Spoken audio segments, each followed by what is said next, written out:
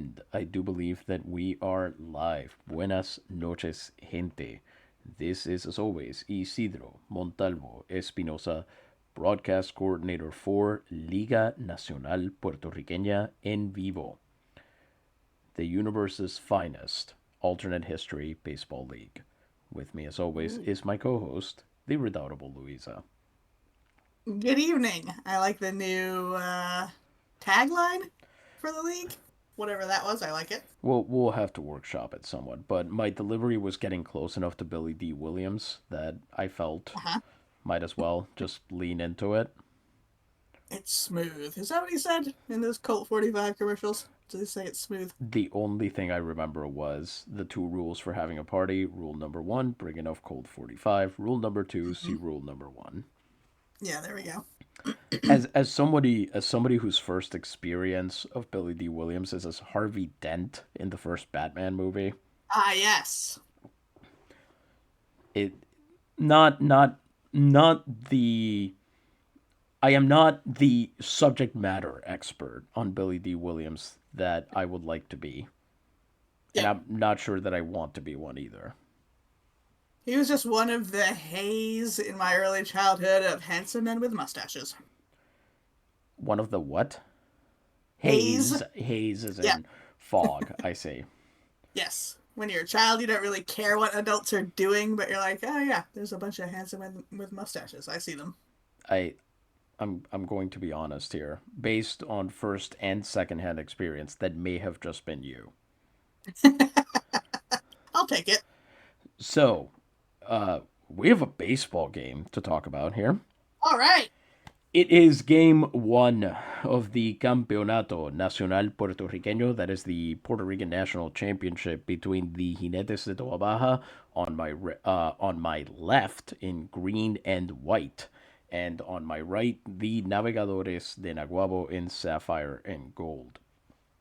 Our beloved boys Hmm. making their second run for postseason immortality. Last year, and I know that we've mentioned this approximately a million times, the Navegadores were humiliated in the national championship. Hmm. They were swept by the Quesiteros de Isabela in 5 games. It is a best of 9 series, and it was rather embarrassing. We can say that with some confidence. The last game, the only reason that they remotely acquitted themselves well is that in the last game they lasted 22 innings. Amazing. That's certainly one word for it. By the numbers on paper, it certainly seems as though the Navegadores should have the advantage here, but that hasn't always worked out quite the way you'd think. Now, has it? No, that's definitely true. It always makes me nervous, but I'm going to be more confident in them this time. I would love for them to win, and I'm going to believe that they will. You're trying to manifest the victory. You're Hmm. trying to the secret it into happening. Exactly. I'm putting it out into the universe. That's right, theory of attraction. I The Navegadores would be well served to do that themselves because the opposition they are against is unrelentingly tough. The Jinetes de Baja are one of the finest teams. I mean, number one. They are the number one seed in Liga Ostos. This is exactly who should be playing in the finals if you go by chalk rule. If the higher seed Mhm. always wins, this is the finals you would get. Interesting. The Jinetes have built a deep bench and a team that has been incredibly effective in the regular season. So far, they have not been rewarded. Last year, they were also the number one seed and were upset in the first round by Jabucoa. Luckily, Jabucoa was not in the playoffs this year.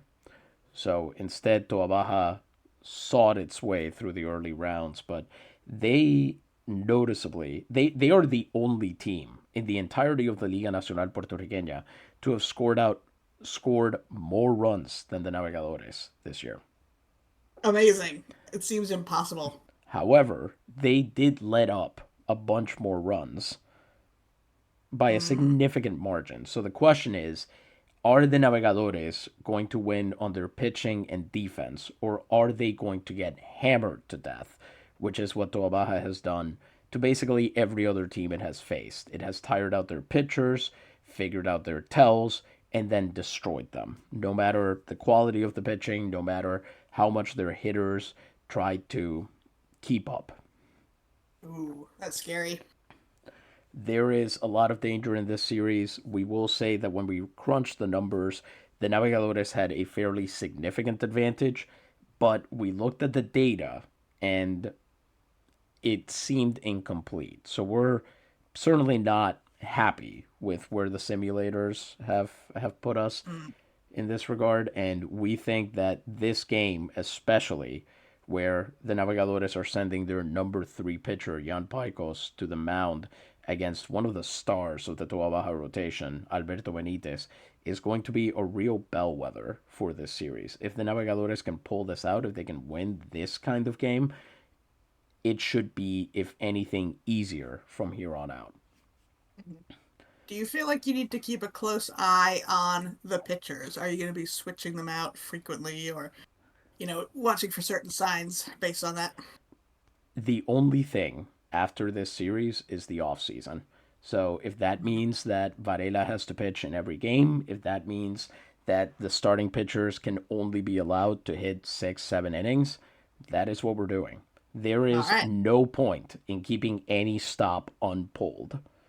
Mhm. Not at this point, because if they win 5 games, they go home champions, and the rest is the off season. They get to rest for a few months.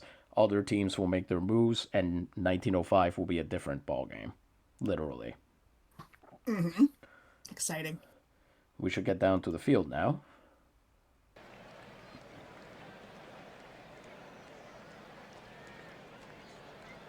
We're gonna re-engage pitch by pitch mode. You can see here the Jinetes in their green and white.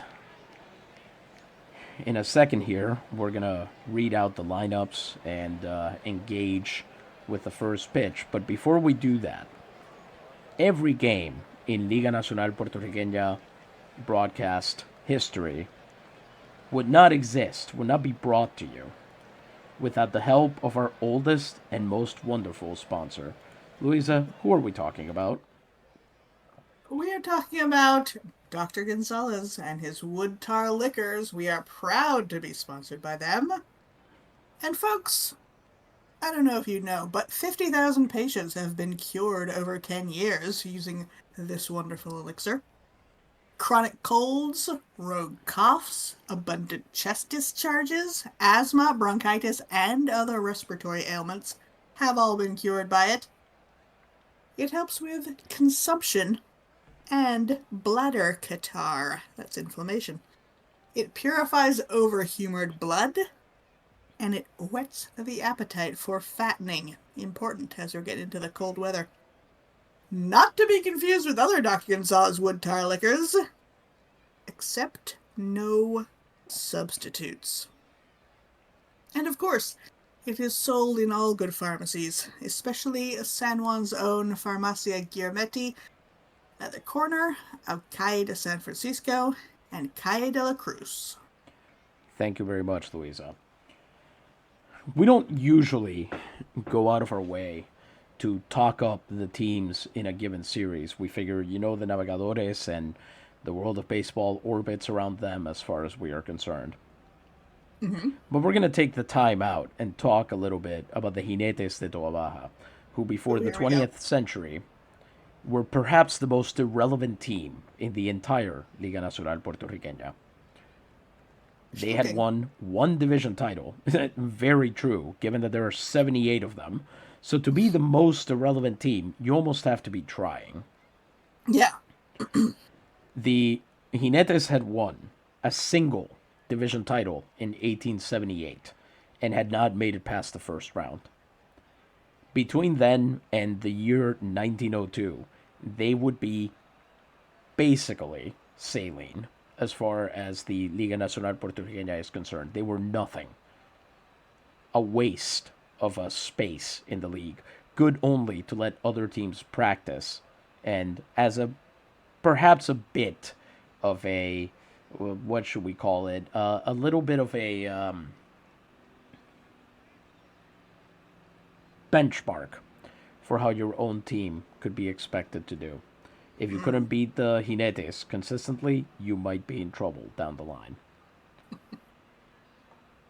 Well, the Jinetes in 1902 decided to massively step their game up, and they've successfully done so. They've hired pitchers like Alberto Benitez, who is pitching tonight, Jeremias Cabrera, Renato Diaz. They've grabbed players like Orlando Martin, Romulo Figueroa, and Harry Jones, also known as Daddy Longlegs, the tall, lanky Ooh, the Welshman Welshman. who is batting third for them tonight.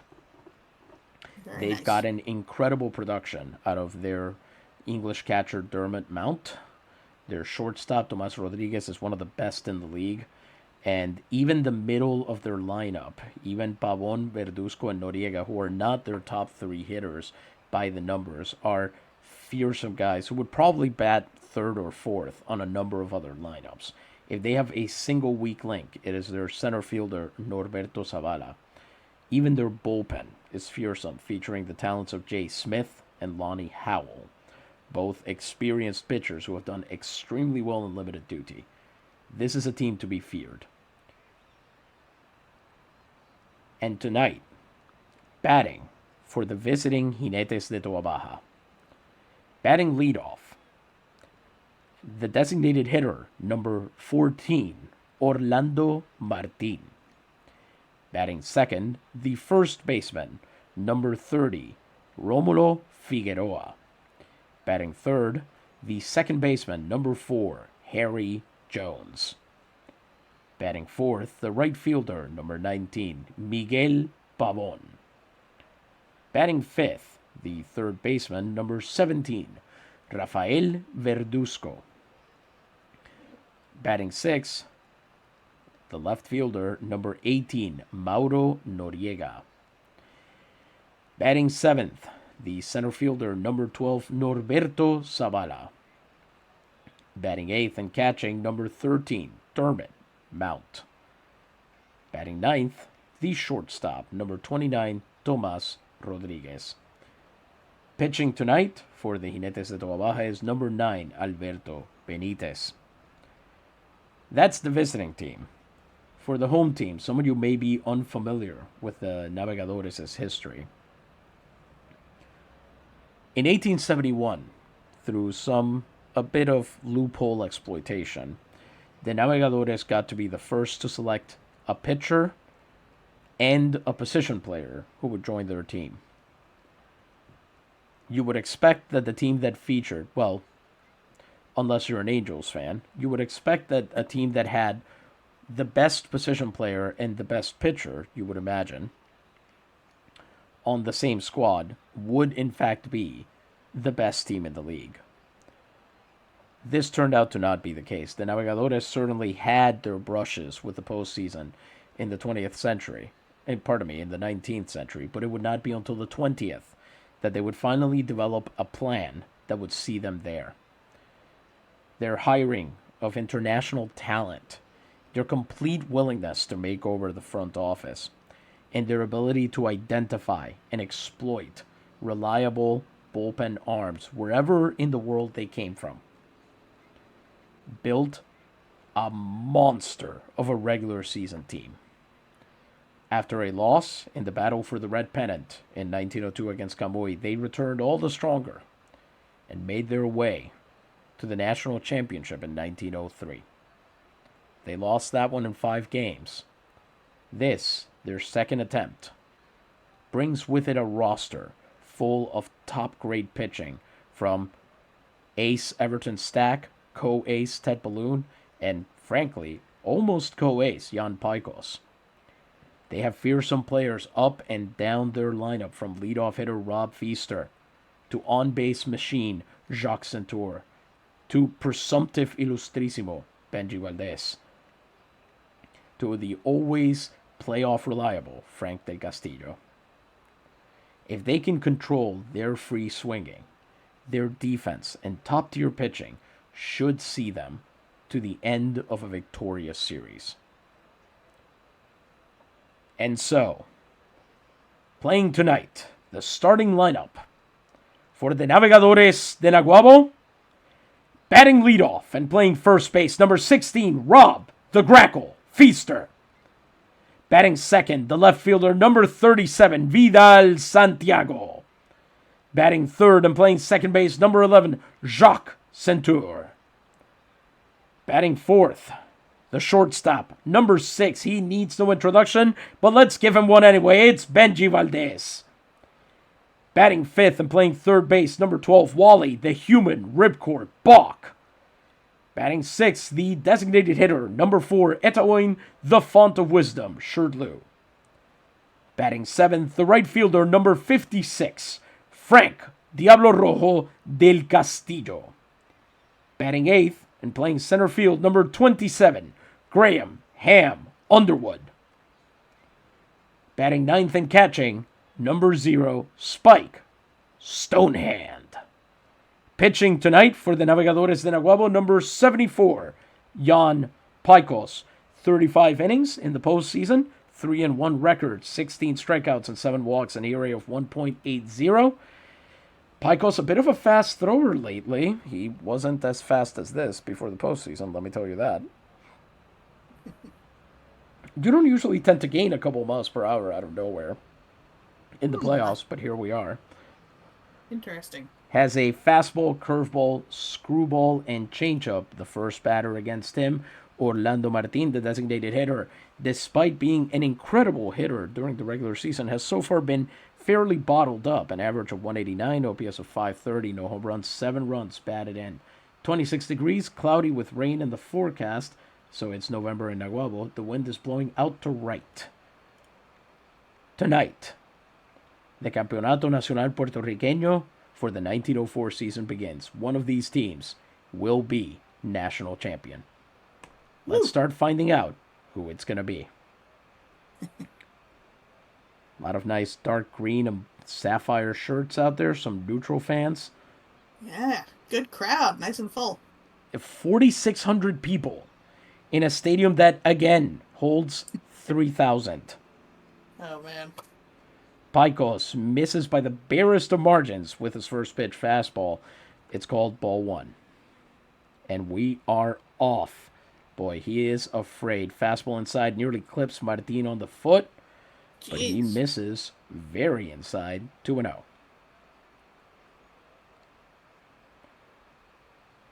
Did they call that a strike? They did. Okay.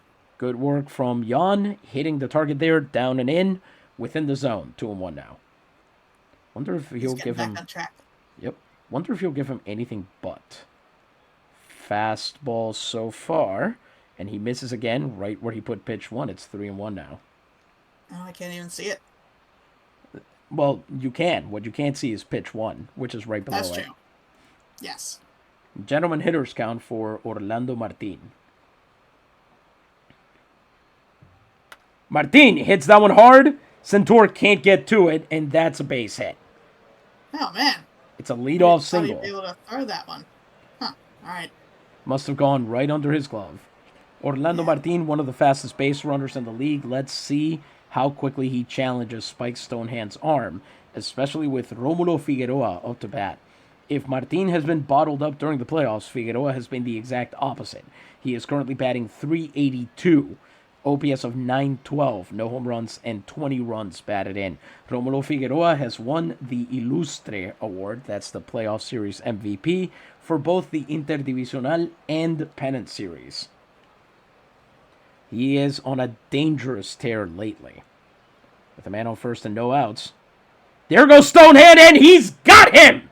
For once, luck is on their side. Orlando Martin, after getting a leadoff single, is gunned down at second base. Oh, that's good work. He was really fast, you're right. Pajkos has curveball inside, attracted Martin just enough, and now with just Figueroa to worry about. Figueroa flies that one out to left field.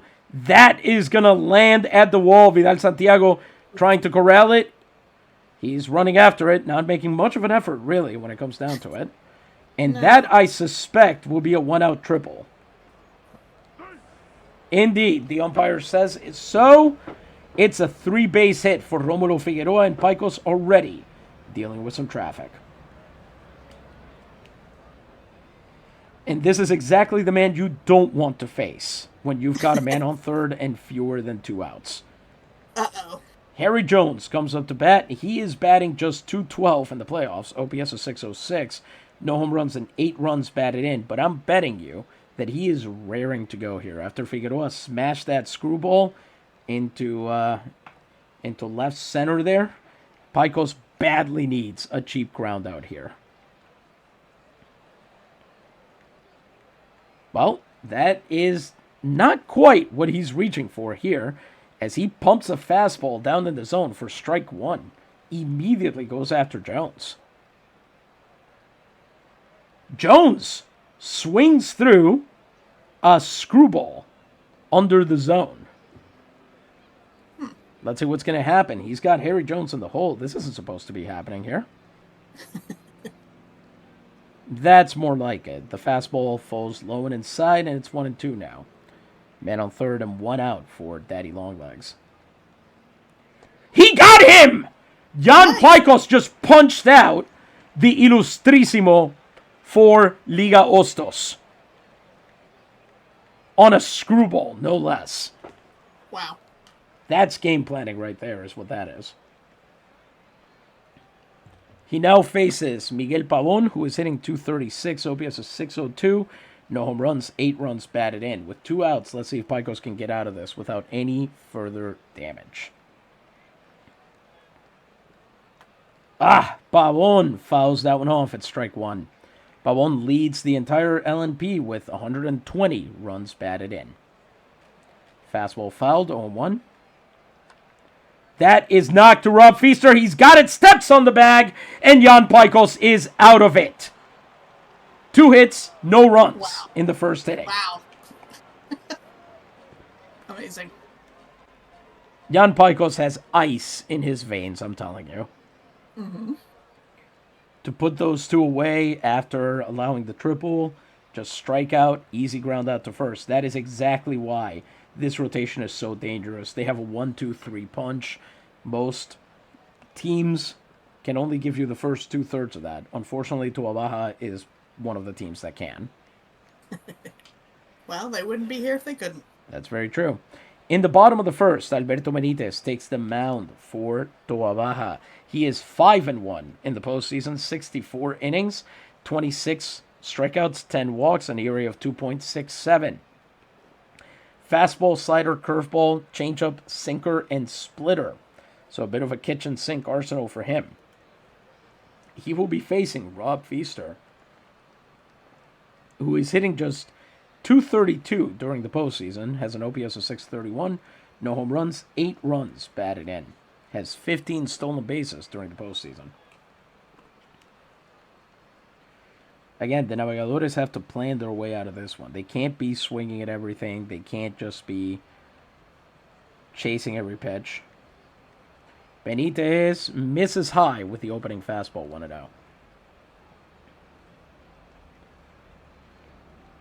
Did he miss wide? He did. The slider is wide. 2-0. Feaster putting that batting eye to good use. And watches the sinker. That one does happen to be inside, and it's 2-1 now. Feaster swings through a massive sinker in the same spot. Not sure what happened there. The sinker was slightly faster. You would have thought, if anything, maybe weak contact, but he just completely swings through it, and it's 2-2 now.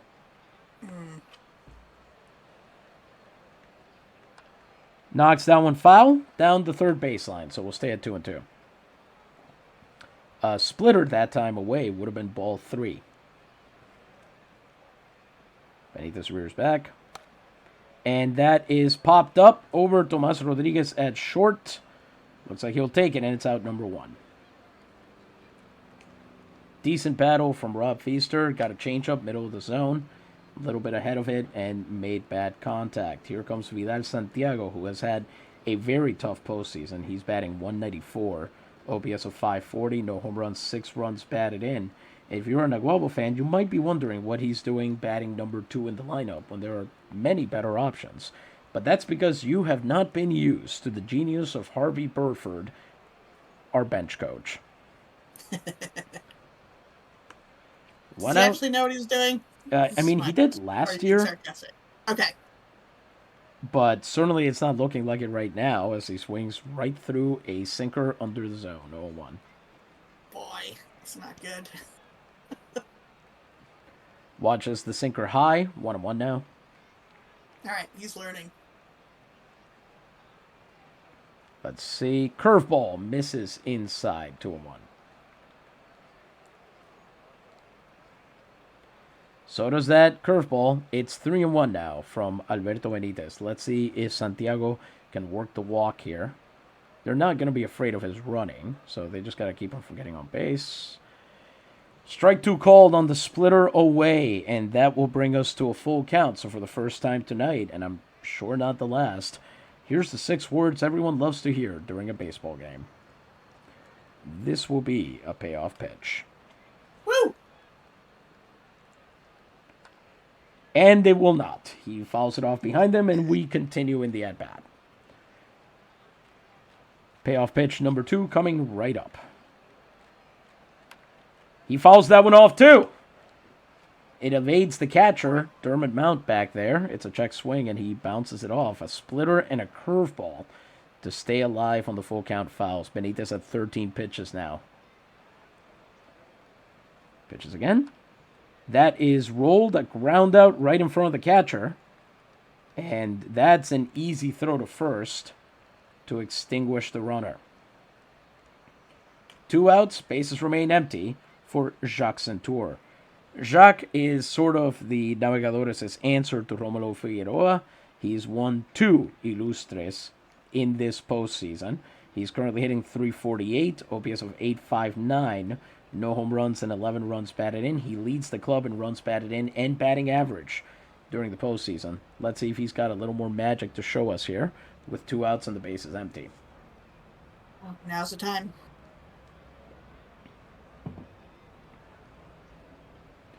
As Benitez misses inside with a slider, 1-0.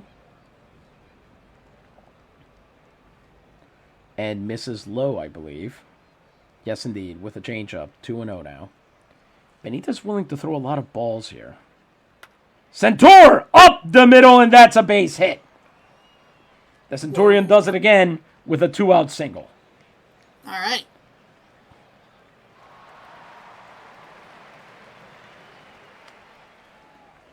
And here is where the rubber is going to meet the road. Dermot Mount is not a particularly good thrower. He's not bad, but he's not good. Benitez is a below average holder. So the question here is going to be, is Centur going to try and steal? Yeah. The follow-up question is, will he be successful? Yeah. The follow-up... He's had some trouble with that lately, hasn't he? Was it...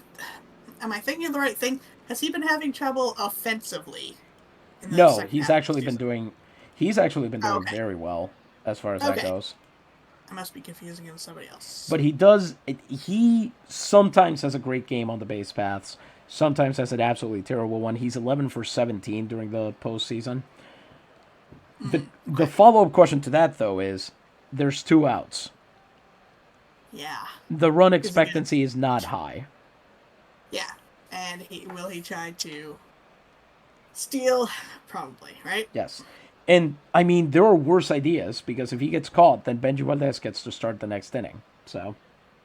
True. Here we go. First pitch to Benji Valdez, the presumptive Ilustrísimo. There goes Centur, and he will steal second. Nice. Easily. Dermot Mount, not even close. Now, here's the question. Here's the question.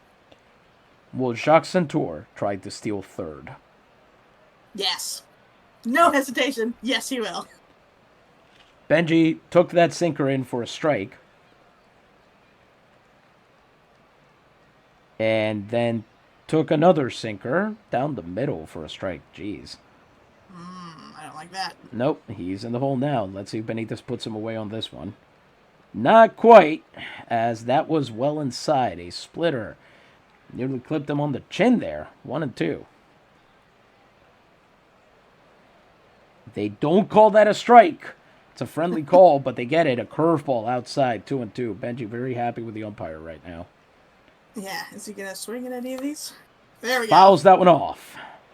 Ah, darn it. That one could have been called a ball, could have been called a strike. A change up away, and he swats it foul. So it's 2-2 now. That is a definite ball. A change up away, and Benji has worked a full count after being in the hole. Benitez had Yes. 23 pitches in the first. This will be a payoff pitch. Woo.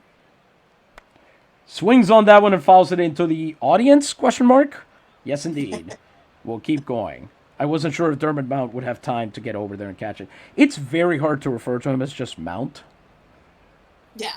He has a 3-syllable name. That's a problem. Dermot Mount. It's just much more fun to say. Mm-hmm. Like Breckenmeyer. That's a 4-syllable name, but yes. Pitcher grabs it, and that throw is... Did they get him? They did, just barely. Darn it. I think he had to tag him out on the run. The Navegadores get a hit and a number of pitches out of Benitez. 24, 25 pitches in the first inning, but nothing doing. We head to the second inning. Jan Pajkos, 13 pitches in the first with 2 hits and a strikeout of Harry Jones, which I feel should not go unmentioned. Mm-hmm. He will now face Rafael Verduzco, the third baseman, who's hitting .276. OPS is .753, no home runs, and 13 runs batted in. Verduzco fouls off that first pitch.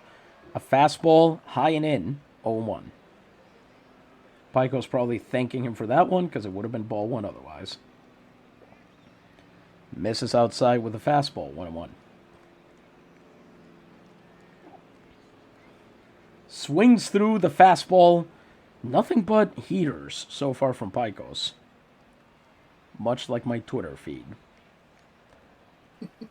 1-2 count and knocked foul. So we'll stay with it. A screwball, his first breaking ball of the at-bat, and it is fouled. 1-2.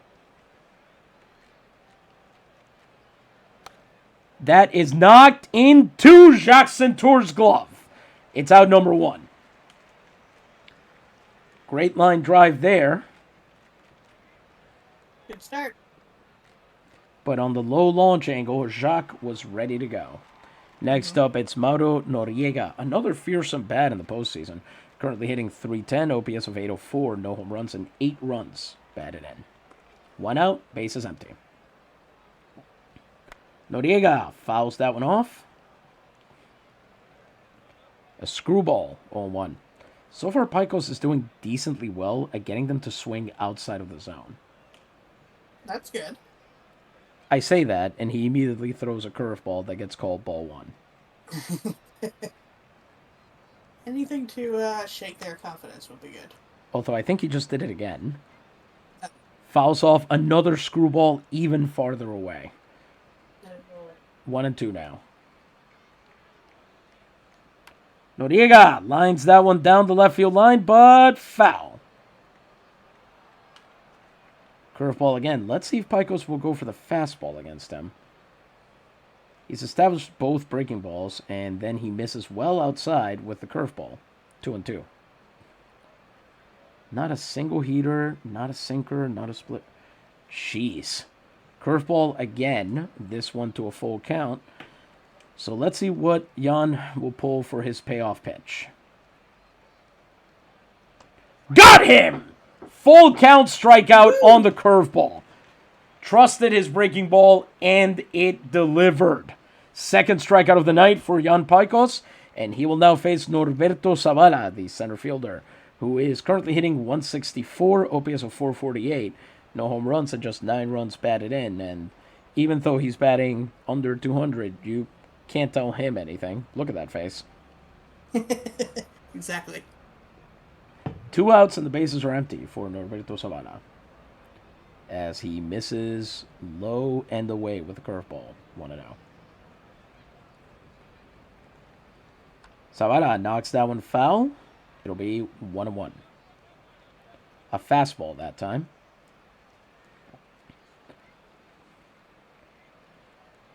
Misses with a screwball low and away. He's going to have to tool in and dare the hitters to actually swing at pitches in the zone as he gets another foul on that fastball. Let's see if he can put him away. 2-strike approach incoming. Misses with a curveball low. I want you to note this specific rating that Norberto Zavala has here. You see this that I'm circling, his eye rating? You see that? You see how it's a very bright blue because it's 91 out of 100? Yes. You cannot get a man like that out pitching trash outside of the zone. He knows that game. Exactly. Hit that one hard, hit that one deep. It's into left field. Vidal Santiago coming on for it, and he's got it. Nice. Despite all that effort, it is a clean second for Jan Pajkos. All right. Now let's see what the Heartsmen have going against Alberto Benitez, who is at 25 pitches over an inning, having allowed just the one hit. Wally Balk will step up to the plate. He's averaging .267 in the postseason. OPS of .664. No home runs and 10 runs batted in.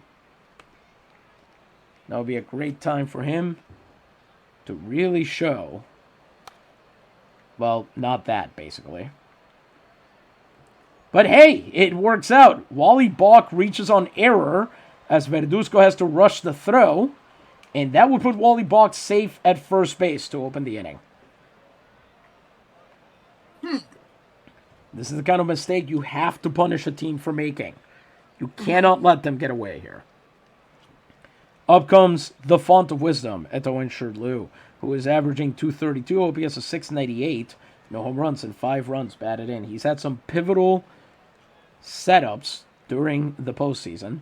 Some good-sized doubles and triples, and here he hits a bouncer down the line. He'll be out at second. Balk will make it to first on a fielder's choice.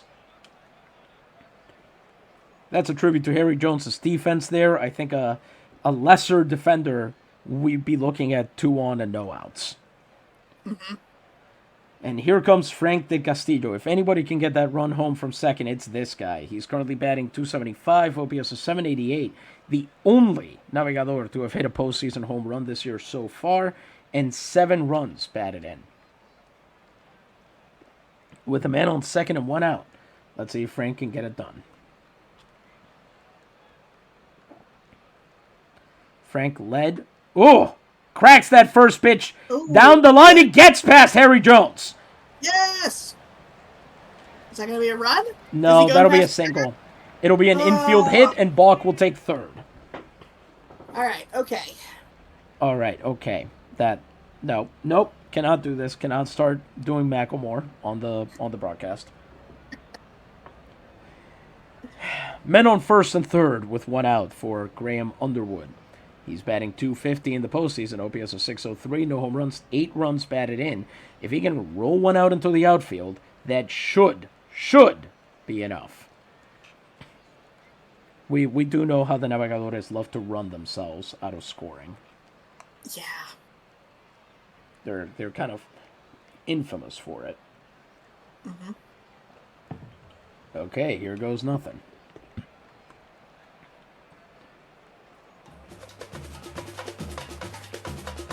There goes Frank, and he will steal second easily. Great jump from De Castillo. Let's see if Ham can take advantage of that, as that sinker was inside for a ball.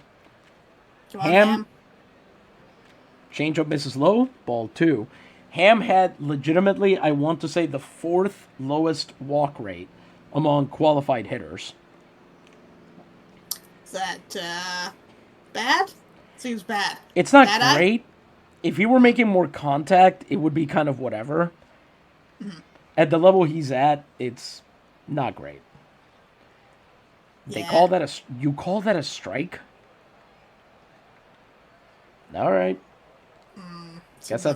I guess that's how you were raised. 2-1 count now. Men on second and third. 1 out. Swings on that one and lifts it. Deep and arcing foul. Ugh. To make it Let's see if we can. So much sound and fury on that one. Well, Let's see if he can send a sling or an arrow into the outfield instead. There we go. No! He got him with a fastball inside. A swinging strikeout, and up comes Spike Stonehand as the last chance to score these runs. Stonehand is currently batting .200, OPS of .586, no home runs, 4 runs batted in. He's got 2 on and 2 out. Let's see if Benitez can get him 2. Stonehand this year hit .252, had 52 runs batted in, and that fastball misses outside, 1-0. Stonehand catches that one for some reason and swings it foul. 1-1. A fastball down by his feet. Watches the next one, and it's called ball 2 on a sinker inside, 2-1. Are they going to call that a strike? Changeup misses low. It's a 3-1 count for Spike Stonehand. After some first pitch swinging, the at-bats have gotten progressively better as we've moved into this inning. Benitez currently working on 12 pitches for the second. Let's see what he's got to shake Stonehand out of his patience here. You're going to call that a strike? Let's see it. If you say so. I disagree. Yeah. But it is a full count, which means Stonehand is still alive. Let's see what Benitez uncorks for the payoff pitch. He walked him! All right. A full count walk by Spike Stonehand, and the bases are loaded with 2 outs for Rob Feaster, who is 0 for 1. During the season, Rob Feaster faced this exact situation 18 times and hit .389 with 14 runs batted in those situations. Okay, that's respectable, I would say. Let's see if the grackle's going to crackle tonight. Ooh. Nope. Pops it up into short infield. And that's why we don't start the Zydeco until the ball has left the bat. Wonderful. Benitez manages to strand the bases loaded here in the bottom of the second, and we go on to the third, still scoreless. After 2 back-to-back great at-bats to set up excellent position, Feaster with the first pitch swing wastes all of that hard work. They are not going to get many more opportunities like that against a pitcher as good as Benitez, so let's hope the next time it rolls around, they take advantage. Yeah, sometimes when it's bases loaded, when it's 2 outs, when there's a bunch of full counts, it seems like there should be some outcome other than just everything's cleared off the board. Mm-hmm. Right? It feels like there should be some acknowledgement, but there isn't. I think the thing you need to understand is that baseball is like Russia. Okay, and this is according to Tyuchev, who was a Russian poet. Baseball cannot be understood with the mind. In baseball, you must believe. I suppose that's true. I was going to say, in baseball, game plays you. Fair enough. I mean, not wrong, certainly. You're not entertained by the hack comedy of Yakov Smirnoff? No, not particularly. Fair enough. Says Will, I love that Louisa wants justice in baseball. Very good point. That's actually the original draft of the line from A League of Their Own. It didn't make a whole lot of sense because the woman was still crying. And people were like, no, let's workshop this line. Tom Hanks shouldn't be saying there's no justice in baseball. That's very strange. This is the uncredited. He needs to say that line for Saving Private Ryan so there can be no justice in war, etc. That's right, exactly. Yes, it was the uncredited first draft by Larry Niven. Jan Pajkos enters the third inning on 31 pitches, and if you want to talk about believing in baseball, the number 3 pitcher for Naguabo has so far allowed 2 hits and has collected 2 strikeouts as he now faces the 8-9-1 hitters, starting with Dermot Mount. Before I keep calling him this, please tell me the English don't say like Dermo or something. No, but I feel like the Australians would, wouldn't they? I'm not accepting the Australians as authoritative on this. That way lies madness. Very true. Dermot Mount is hitting 282, OPS of 652, no home runs, and 6 runs batted in. And he immediately smacks that first one foul down the right field line.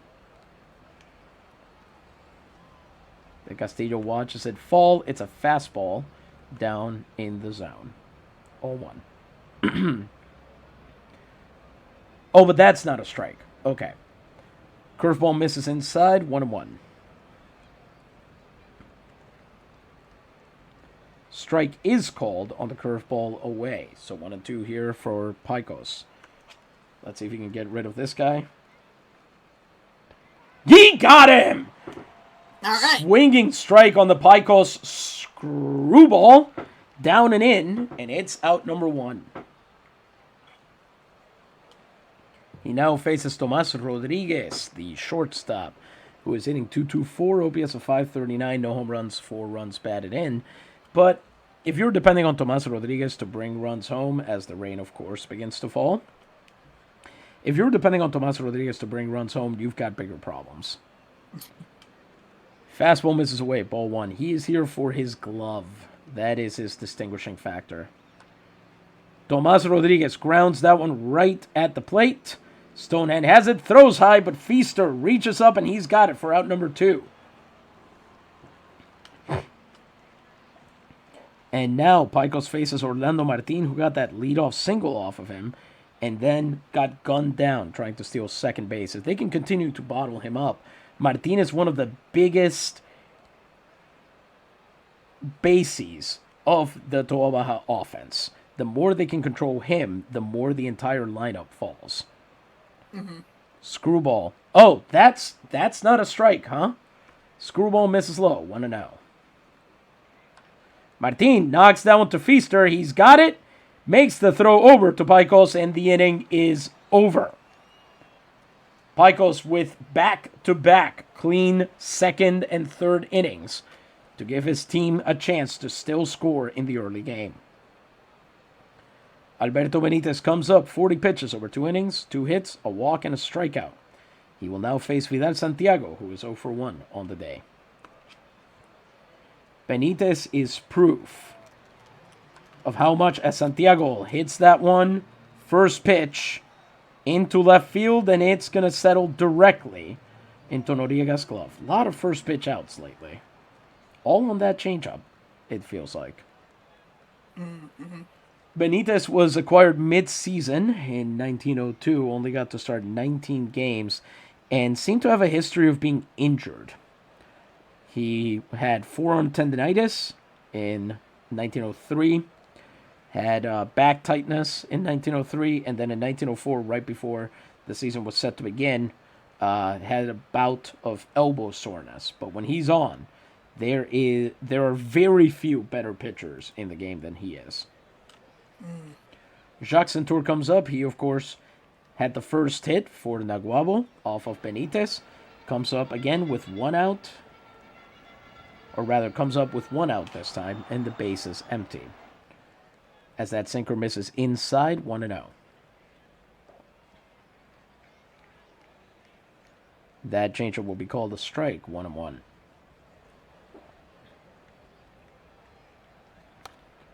That is not going to be a base hit. That will be a foul fly ball that is caught by the running Verduzco. And it's out number 2. Benji Valdez comes up as the last chance to get anything going in this inning with the bases empty and 2 outs. He is, of course, 0 for 1 on the day. Last time he just barely missed as he chops this one to his opposite number, Tomas Rodriguez. He's got it. He's going to make the throw, and it should be an out. And once again, just by a step or 2, Benji Valdez is out at first tonight. So, quick top of the third, even quicker bottom of the third. Alberto Benitez went into that inning on 40 pitches and leaves it on 45. Before we continue with the middle of the game, we need to have a word from another of our wonderful sponsors. Louisa, the booth is yours. Thank you. Folks, I want to tell you about Densmore typewriters. Check this out, they say. Before buying any old typewriter, check out the advantages of Densmore typewriters. Write up to 4 characters at a time in any language. Densmore typewriters are the fastest, toughest, and most portable in their class, and have the smoothest key movement of all of them. Washington, D.C.'s own Department of the Treasury uses 25. The Trans-Mississippian International Exposition in Omaha adopted the Densmore as its official typewriter and used 30 of them. It is the official typewriter of the St. Louis World's Fair. That's important. Ypsilanti Commercial School in Michigan uses 60. The Fred Macy Company in Grand Rapids uses 59. Catch up, Fred Macy. The McDonald Commercial Institute in Milwaukee uses 66. The Indianapolis Commercial School uses 95. And the Milwaukee Company uses 36 Densmore typewriters. All modern Densmore typewriters have the type bars mounted on individual gears, like on bicycles. We're living in the future. Contact Densmore's agent, Luis N. Alvarez, in Guayama. As always, I am interested in up to 4 characters at a time. Does that mean there are 4 little hammers to bring up the letters? That seems inefficient. You want them to go in order. You don't need 4 at a time, do you? Also, any language? Clearly not. They're not going to have characters that are non-Roman characters, I am sure.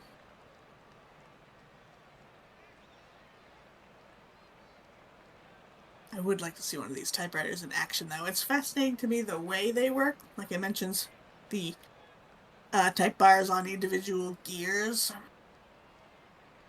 When you look at a typewriter, one of the turn of the century ones, the way it works, the way the gears move around one another, it seems impossible to design. Like, you wonder how humans came up with such a thing. And you'd think for something, over 100 years old, you wouldn't feel that way. You'd look at it and you'd think, oh, this is quite primitive. But I don't feel that way about typewriters. They're fascinating. And the ones that have all the hammers arranged like in an orb that sort of moves around. Ugh, how do they do that? Real quick. Mm-hmm. Surely it was Guayama, What? the town that the agent Yes. is in. Yes. I think you said Guayama. Oh, did I? Yes, I'm sure I did. Having said that, I do like that you're basically doing the B movie script, but for typewriters. How so? If you research science says typewriters shouldn't exist, basically. Yes, that is kind of where I was going. But when you see them, you know what I'm talking about. When you Mm-hmm. see the way they move inside, how do they do that? Incredible. Mm-hmm. I happen to know. I remember. So Mark Twain was famous for making absolutely terrible investments, right, throughout his life. Otherwise, he would have been absurdly rich. But one of the few investments he ever made that paid off was an early investment in a typewriting company. Interesting. Yeah. I mean, it's an amazing thing when you see it. It's one of those things that's just. Of course, people want to be able to communicate without having to do the physical act of writing all the time. It's a no-brainer.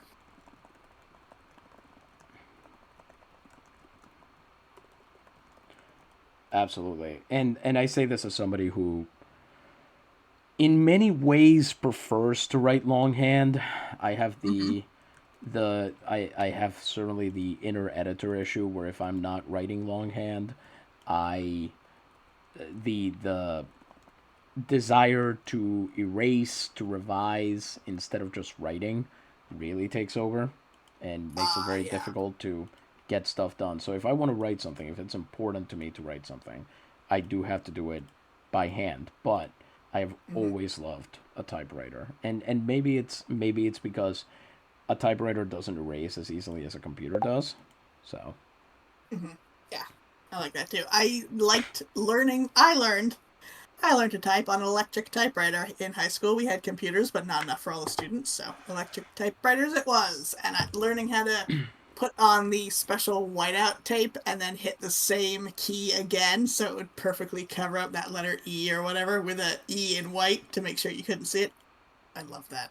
That was so good. yeah, I learned on an electric typewriter as well, but I'm remembering that I used an older one at my grandfather's office. So Mm-hmm. I kind of learned on both, though definitely the wheelwriter was the more common one in my use. It had bold, it had Ooh, underline exciting. functions. I, I That's pretty I good. seem to remember it had superscript too. Oh, nice. Those tiny letters. I love those. That's the thing. I don't remember if they were small. I think they were just put up a half step, but they were Hmm. otherwise full size. I think. Hmm. So you could write like your words are just falling right off the page. I suppose so. Okay, we're entering the fourth inning of this ball game. Jan Pajkos is through 3 innings of 2 hit, 3 strikeout ball, and he will face the 2, 3, 4 hitters at a minimum. Starting with Romulo Figueroa, who was fortunate enough to hit a 1 out triple off of him back in the first. Let's see if Pajkos has learned to steel himself for this at bat a little bit. You cannot give these guys a single inch. The Jinetes, they will take you down. They have a history of winning games very closely and then blowing a team out in the very next game. So if you let them have anything, they will absolutely use it to crush you. And I'm sorry, says Will. The Densmore is a beautiful machine. I missed that originally when I sat down. Oh, I bet. I bet it is. Fastball misses well inside. It's ball one. So does that one. So what he's learned is to be very, very afraid of Romulo Figueroa. What's he Two. doing during the break? He's really losing it. Oh, jeez. 3 fastballs, all very low. Nothing Oh, even man. close to the zone. It's not like Figueroa's a lefty. It's not. I don't get it at all. He does go for the gentleman's strike, so it'll be 3-1 after that screwball. And the fact that it was a screwball and not a fastball makes me think maybe there's some planning involved, but not the good kind, because that's a Yeah. walk.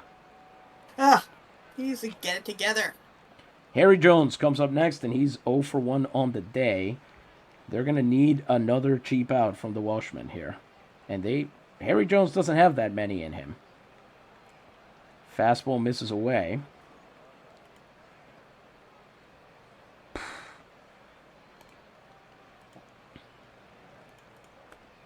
One 0 count. Jones sends that one flying into right field. Frank De Castillo chasing it down. He's there in time. And he makes the throw back to the infield to hold Figueroa at first. Next up comes Miguel Pavon, who is 0 for 1 on the night.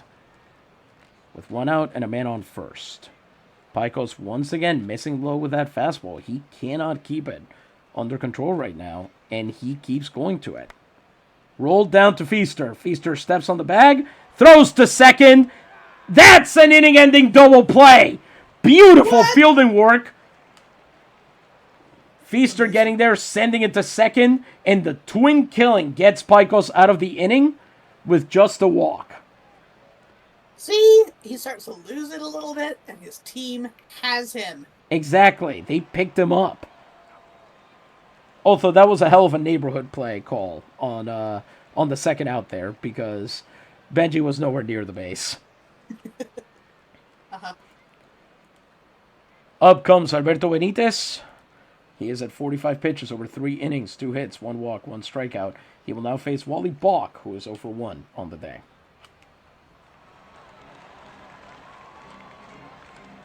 Balk, another first pitch out. No, it's not! For the second time in a row, Wally Bach will reach on error. All right. That's amazing. He's done this like 6 times during the postseason. I don't know what it is about how hard he hits the ball or something. He must be aiming it at their gloves. Yeah. It's the equivalent of a dude in a noir shooting a gun out of somebody's hand. I love that. It's not physically possible, and yet he constantly does it. Maybe he's got telekinesis that we don't know. He's harnessing the Coriolis effect. I love the idea that maybe this game about real-world physics and baseball just would start to introduce some magic powers for some of the players without telling us. We are not becoming baseball. Absolutely not. Here comes the Font of Wisdom. He's 0 for 1. Let's see if he can move Bach at all here. Changeup misses inside, 1-0. Pickoff attempt, and it was a good try. Wally's not the fastest runner, but he doesn't get him, 1-0.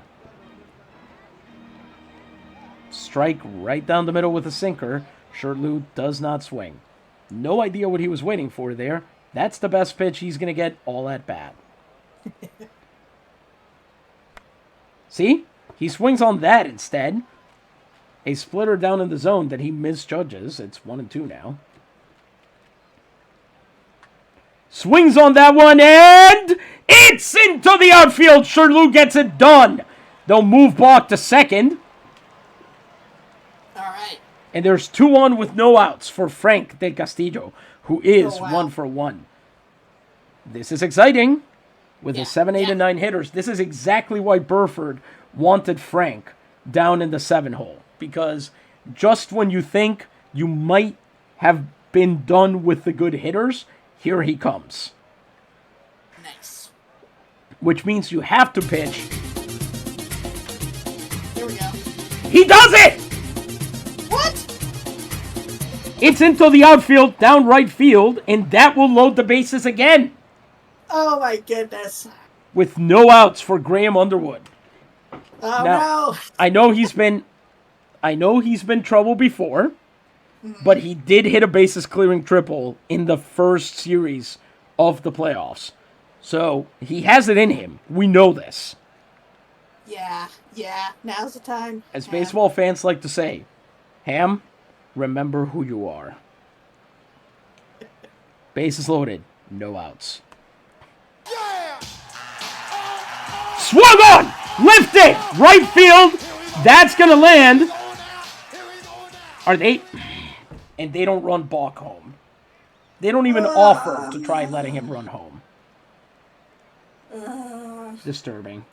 Maybe if the music were off and we could think. It does seem like the music's tactically deployed to confuse and frighten the players. Here comes Spike Stonehand, who drew a walk last time he was up. Let's see if he's got a base hit in him to bring some runs home.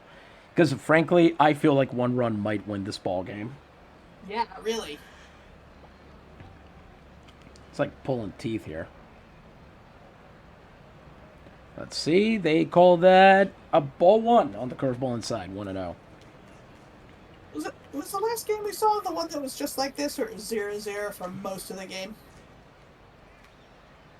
That is a great question. Let's find out. I think so, because we were off last week, but the week before. Last game we saw was game 1 against the... No, actually, funnily enough, the last game we saw was against Hormigueros, and the Navegadores scored all of their runs in the first 2 innings of the game. They won 3-1. Okay, yeah. I'm thinking of a different game then, but I just remember 0-0. Oh, no. I believe you that has happened. Stonehand with a 2-0 count. Swung on and fouled. A change up there in the zone. 2-1. Swings on that one. Tell me that's not a double play. That's going to be a productive out. Stonehand gets the run home on a ground out. Rafael Verduzco's throw to first does not prevent Bach from scoring, and the Navegadores have drawn first blood here in game one. In the bottom of the fourth, he scampers home. Oh man, finally. Okay, they could do this. Little bit of relief there. Benitez on 56 pitches. He will face Rob Feaster, who is 0 for 2 in the game. Benitez begins his third journey through the lineup, and this is where things could get interesting. A lot of pitchers have trouble with the third time through. 2 on, 2 outs. If Feaster just...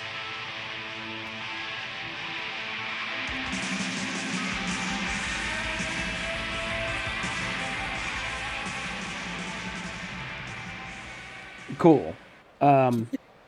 What band are we likening that to?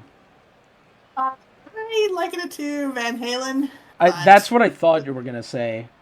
There might be better parallels. I'm not sure. I do like hair metal when I am cleaning the bathroom because it really motivates me. Interesting. Well, now that Whitesnake has left the building... You know, there's so many different music styles, and we know, of course, this is the era of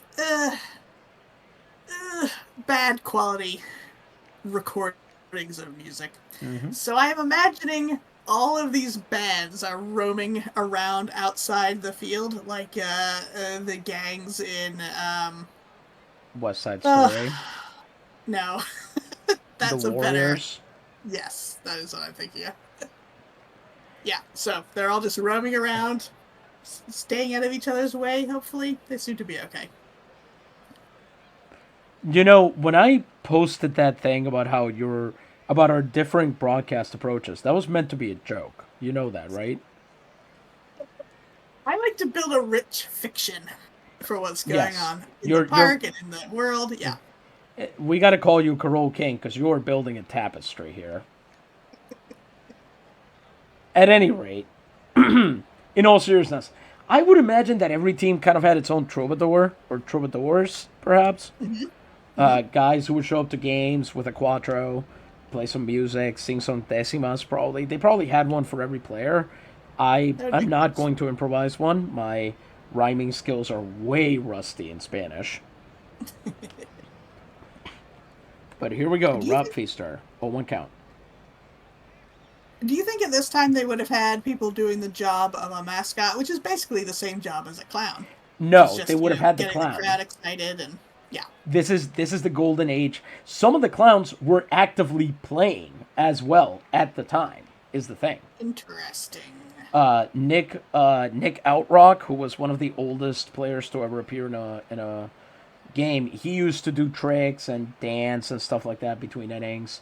There's a guy from Bull Durham. Now, he was mostly minor leagues, but he was nicknamed the Clown Prince of Baseball because he would do stupid bits to kind of entertain the crowd. People complain about lack of attention span now, but back in the day, if you didn't keep baseball fans entertained between innings, and they didn't have phones to look at, they would tear you apart. Oh, boy. Yeah, it makes sense, though. It is a slow game at times. Sure is. 1-1 count. Feaster lines down foul. It's 1-2. I don't know what they're all cheering for. Good rip. Good rip, Rob. Let's see if you can actually make it happen. Hit it the right way, Rob. Come on. Ooh. Good eye on him. That splitter misses, and it's 2-2 now. So there's 2 balls, 2 strikes, 2 runners, and 2 outs. Deuces wild. Feaster knocks that one too. Harry Jones at second. And the inning is over. We are through 4, but the Navegadores have finally drawn first blood here. Good, they've broken the seal. Now the question is, they've taken the lead. The question is, can they hold it? So from here on out, there's going to be at least one guy in the bullpen at all times.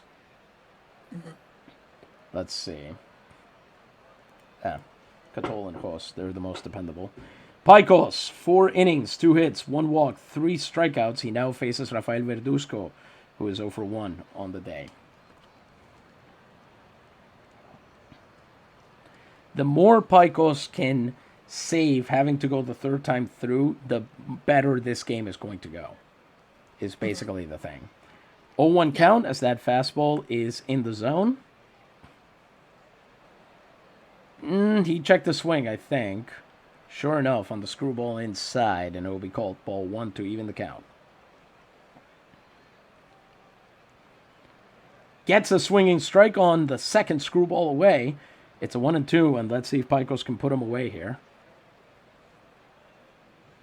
He does! Punches him out on a sneaky little fastball away. And Pajkos has his 4th strikeout of the night. He now faces Mauro Noriega, who is 0 for 1 on the day. Pardon me just 1 sec. Oh, here we go. Rain delay. Oh, jeez. 31 minutes. Seems to not have impacted Pajkos too much. That's good. But we'll see what happens after he throws a few more pitches as Noriega fouls off that fastball right at the plate. 0-1. Well, Pajkos is a freaking Iron Man, is the thing. Like, he could throw 150 pitches and be fine, so. Changeup low and in, 1-1. Noriega hits that one to Feaster. He's got it, holds on, and steps on the bag for out number 2. That's a U3 ground out. U3, the sequel to U2. Did we need it? Was anyone asking for it? I'm sure a lot of dads were. You know, it's terrible. I like some of their songs. They are a very famous band. They've won Grammys. They've been successful. All these things. When I think of them, the thing I think of most is them having that album preloaded on on iPods. Oh, they can never live that down. What was... There's a Chuck Klosterman article where he's interviewing Bono in the car, and I'm trying to remember what specifically Bono says. It's something along the lines of, we're big believers in the Apple revolution or something. Oh, jeez. Just the height of... There is of course that famous Bill Bailey bit where he plays this like sick guitar riff that sounds kind of like U2, and as he's playing it, now I can't remember what the melody is, but he's playing it with all these effects and everything, and the impression is supposed to be when the power goes out during a U2 concert, or the equipment gets unplugged. And I think it's like Happy Birthday that he's actually playing. When the power goes out, he's just reduced to just playing it on a string. Interesting, okay. 2 outs and the base is empty for Norberto Zavala, who is 0 for 1. I say this as somebody who quite liked... Oh, there's a base hit. So no more clean inning for Jan Pajkos there. First pitch swinging and ambushes that first pitch. A fastball. That means he'll face Dermot Mount, who is 0 for 1 as well on the day. 2 outs and a man on first. Mount struck out in the third and starts him off with a fastball away for the strike 1. Gets a swinging strike on another fastball, 0-2. Let's see, he's got him in the hole. Let's see if he can put him away. Not quite. That curveball misses slightly inside, and it's 1-2. And Pajkos suddenly decides to start playing with his food a little bit. Curveball down and away. 2-2. Swung on, lifted, and that's why you throw strikes. Ham has to go pick that one up. Makes the throw, and that will be 2 on with 2 outs. Just in case we need him, Catol will start warming up again. As up comes Tomas Rodriguez, who is 0 for 1 on the day.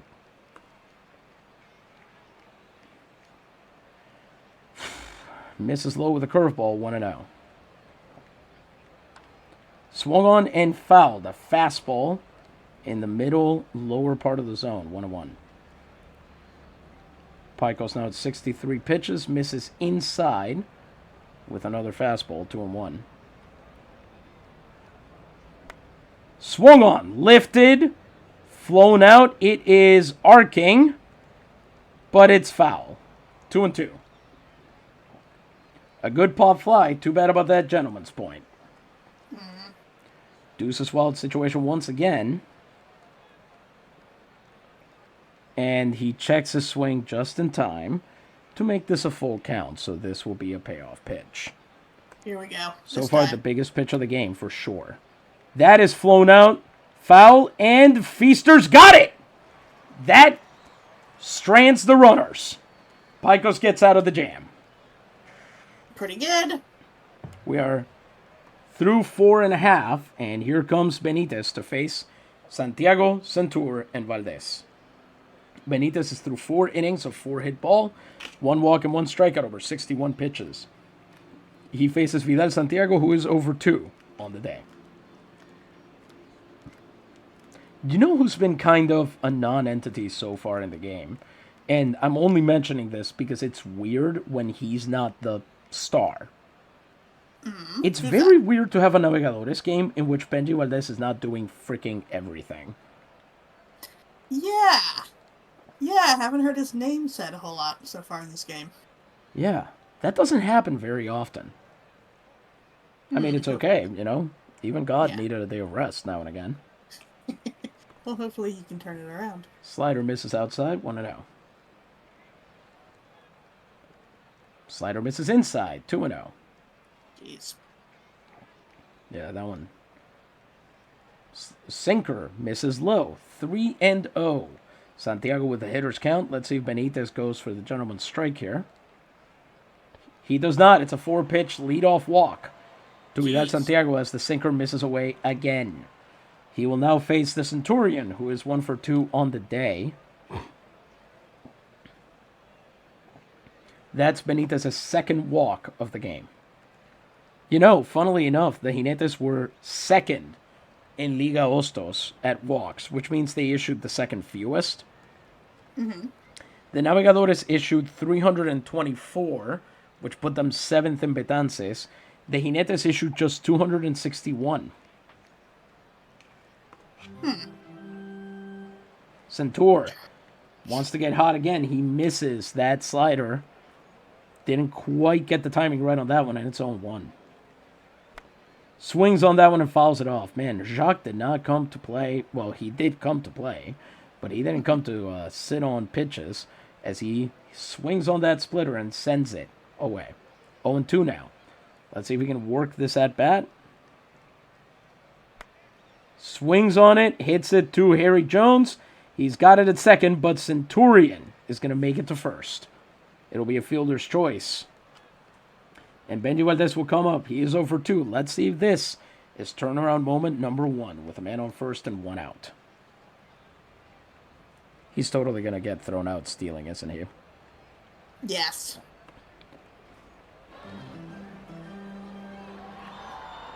No, he won't. That throw is not going to be in time. No, it will not. It looked like, but the umpire says no. Okay, all right. 13th stolen base for Jacques Centur in the postseason, and he is now in scoring position with just 1 out and 1 strike on Benji. Let's see if he can get back into the AB here. As that sinker misses low, 1-1. He hits that one to Verduzco at third. They are not going to be able to move the runner on that one. So Centur will still be at second as Benji's thrown out. Up comes Wally Bogg, who is 0 for 2, both times having reached base on error. Would be sure nice if he could get there off, literally, his own bat. And he won't be doing it that way, as that changeup inside is taken for strike 1. Watches that sinker miss low, 1-1. Checks a swing successfully on the curveball inside. 2-1 now.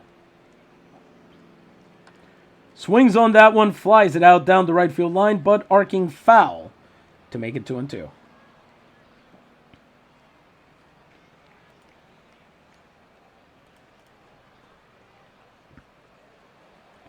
That sinker misses low, and the count is full. So this will be a payoff pitch. Hit hard, but right to Harry Jones, and that should end the inning, which it does. Another inning of some strong ABs fighting Benitez, but they get nothing for it. They scored just the 1 run through 5 innings. How about this? In those ABs, they just couldn't get from point A to point B. You know what I mean? Is this anything? I'm sure JZ would turn it into something. What did he say? The finest chinchilla skin?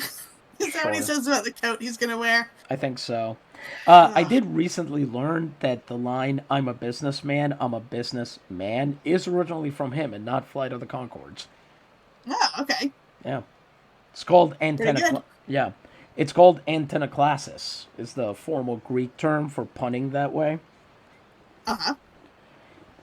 That's all there is to it. I just recently learned that, so there you go. That's good to know. Here comes Orlando Martin, who is 1 for 2 off of Jan Pajkos, 67 pitches over 5 innings, 4 hits, 1 walk, and 4 strikeouts. Jack Catole, big Jack Catole, will be warming in the bullpen in case he is needed this inning. Martin fouls off that first pitch, swinging on the fastball, 0-1. Pajkos misses inside with the curveball, 1-1. Swung on, lifted into right field. Frank de Castillo going back to the wall. Coming in a little bit from the track, and he's got it on the soft line drive, out number 1. A changeup that time. Romulo Figueroa comes up. He's 1 for 1 with a walk on the day. So far, Pajkos has been pretty scared of him. And he is again. Misses low with a fastball, 1-0. Does he get a strike? He does. That fastball's just barely high enough, but it's 1-1 now. Maybe signaling to Figueroa he's not going to let him off that easy. Will it work? He tried a fastball high. Figueroa held up on it, and the fastball got a little bit away from him, so it's 2-1. Nope, never mind. He's doing the same thing again. Screwball away, and it's 3-1 now.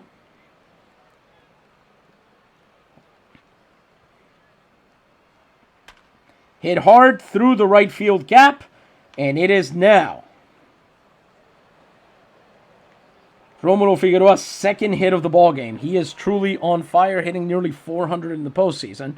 And here comes Harry Jones, who is over 2. Once again, with Figueroa on base, they need a cheap out from Daddy Longlegs. Pickoff attempt to first, but Figueroa is back in plenty of time.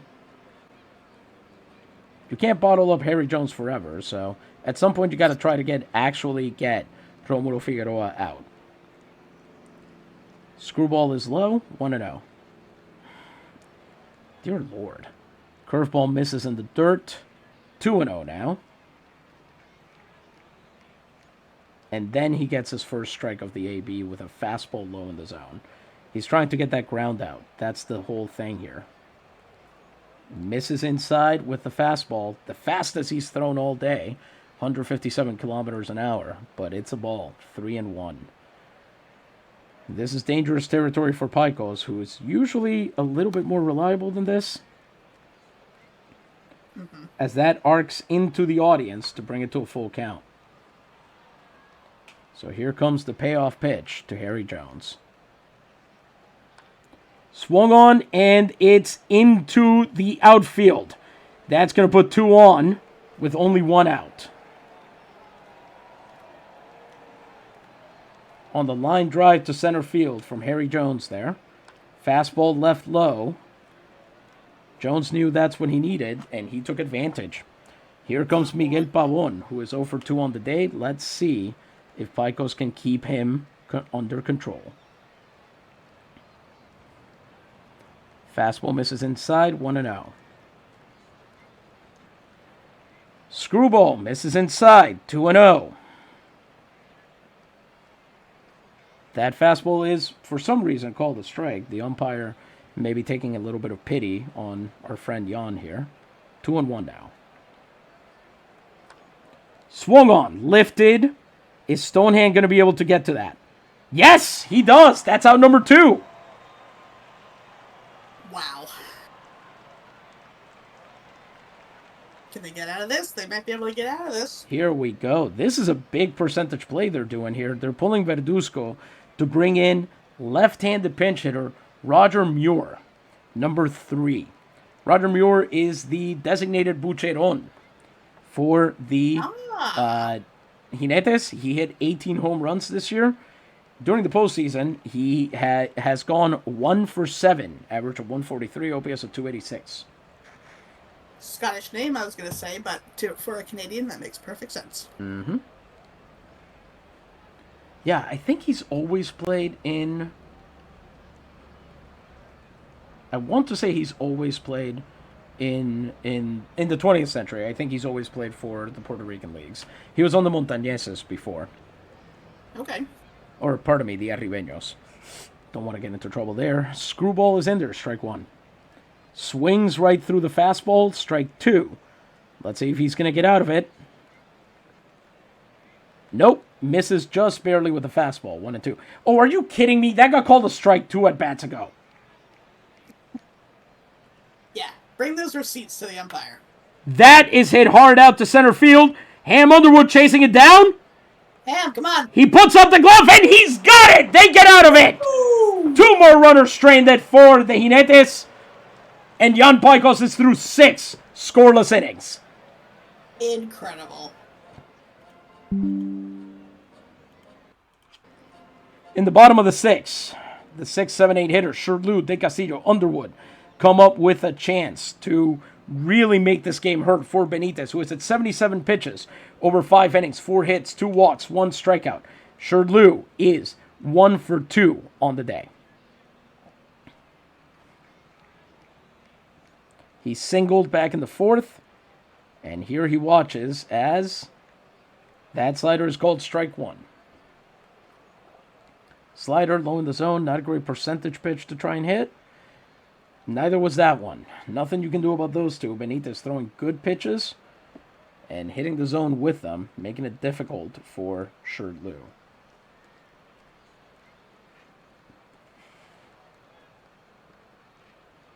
Benitez misses low with a sinker.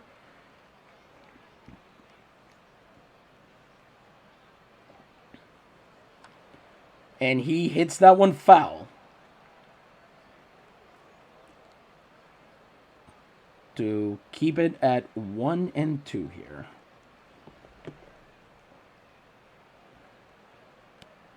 Got him! A curveball that should have been ball 2. Yeah. Whatever. Here comes De Castillo, who's 2 for 2 on the day. I think a hit here would push his average over 300. He comes up with bases empty and 1 out. And he knows that too, because he swings right through that changeup, 0-1. Very excited, figuring he'd get the fastball challenge. Swings again, right through a slider this time, 0-2. Very impatient swinging here from our boy, Diablo Rojo. That is bounced to Rodriguez at shortstop. He's got it. That throw should be in plenty of time, and it is. Easy throw to Muir for the out. And up comes Ham Underwood as the last chance to get something going here. Benitez is working on an 8-pitch inning. Underwood is 0 for 2 on the day. Come on, Ham.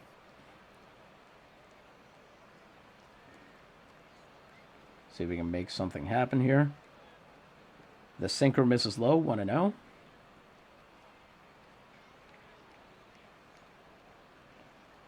That curve is apparently a strike, even though we've seen pitches get called balls there before. But I guess the curve dipped hard enough. 1-1 now. Swung on and lined to Rodriguez. Hit hard, but in the wrong place. We are through 6. Oh, boy. The score remains 1-0, and it's anybody's guess whether they're going to be able to hold on to this one. Before we continue with the last third of the game, hopefully the last third of the game, we need another word from another of our beautiful, gorgeous sponsors. Louisa, the booth is yours. Thank you. Folks, I want to tell you about Dr. Ayer's pills. These pills cure dyspepsia, constipation, migraine, upset stomachs, kidney or uterine pains. They are purely vegetal sugared, and laxative. Those are the three things to be, always. No one should be without a little jar of them to be able to take a small dose when the first symptoms of indigestion hit, and thereby avoid an infinity of illnesses. Prepared by Dr. J.C. Ayer and Company, Lowell, Massachusetts, United States. They won the first prize at the World's Fairs in Barcelona and Chicago. I love that note. It's a great brag. What could they have possibly been competing in? They won first prize in what? What kind of competition is about pills for all your gut problems? And I guess every type of problem, but you know. Baffling. Barcelona and Chicago. That means 2 different World's Fairs had a competition about medicine or innovation, who knows what, and these pills won both of them? Seems, suspicious, huh? Not to cast any aspersions on our wonderful sponsors who would not make things up, like winning a prize. In Barcelona and Chicago, they would never do that. They're on the level, of course. I think we talked about it before, but I love that these pills are sugared. The sugaring process fascinates me. You put all the pills in a drum that spins like a cement mixer, and then you pour in the sugar syrup, and then as they roll around, as it dries, as it hardens, it coats all the pills evenly. And then you pour in beeswax or confectioner's glaze, which is actually made from beetles, if you didn't know. They still use it today. And that makes a wonderful shiny coating on the outside. It keeps everything in, doesn't make your fingers sticky. Anyway, I'm just fascinated by candy making in general, which also covers sugared pills.